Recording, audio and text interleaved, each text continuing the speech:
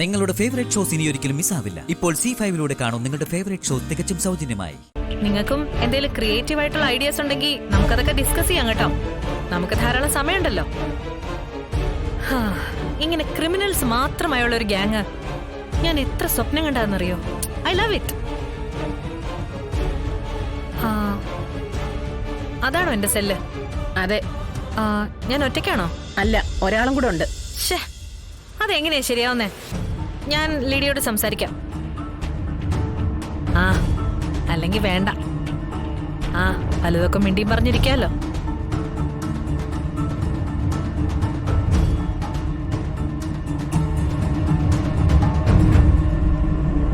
ഇതിനകത്ത് വേണ്ട സൗകര്യങ്ങളൊക്കെ ഉണ്ടോ? ഇപ്പൊ ഇത്ര സൗകര്യങ്ങളൊക്കെ ഉള്ളൂ. ഞാൻ റൂമൊക്കെ ഒന്ന് ചെക്ക് ചെയ്ത് നോക്കിയിട്ട് ലിഡിയോട് പറയാം അഡീഷണൽ ആയിട്ട് എന്തൊക്കെയാ വേണ്ടെന്ന്. AC ഒരെണ്ണം ചിലപ്പോൾ വേണ്ടി വന്നേക്കും. പിന്നെ ഫുഡ്, അതിവിടുത്തെ മെനുവും തേങ്ങയൊന്നും നോക്കണ്ട. ഞാൻ ആവശ്യപ്പെടുന്നത് ആ സമയത്തെത്തിയിരിക്കണം. ചിക്കൻ എങ്കിൽ ചിക്കൻ, മട്ടൻ എങ്കിൽ മട്ടൻ. സെല്ല് തുറക്കട്ടെ? തുറക്ക്.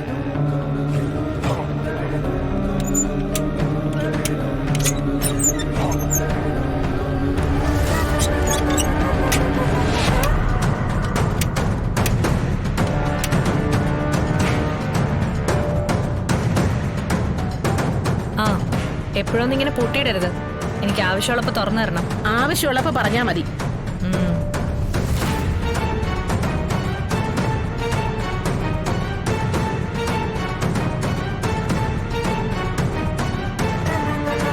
ഹലോ,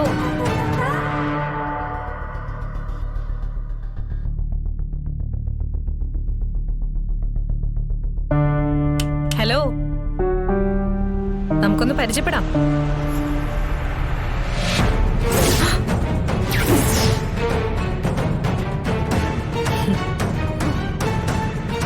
നമ്മള് പഴയ പരിചയക്കാരാ സുസ്മിതേ.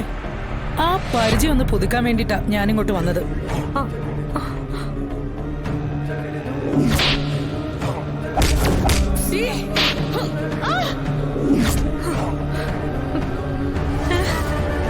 ഇടിവണ്ടിയോ? അതേടി, നിനക്കുള്ള ഇടിവണ്ടി തന്നെ.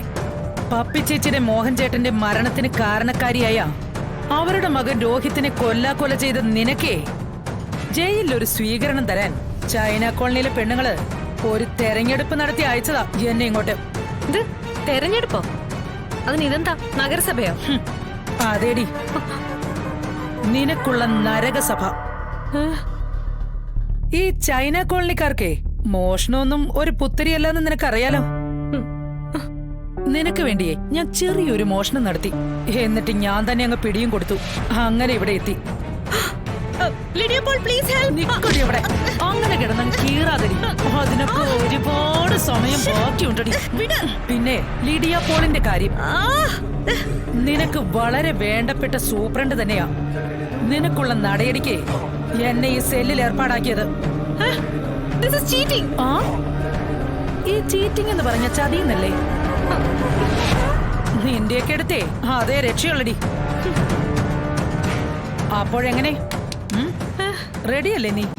ഡൗൺലോഡ് ചെയ്യൂ C5 ആപ്പ്. കാണൂ എല്ലാ എപ്പിസോഡുകളും സൗജന്യമായി.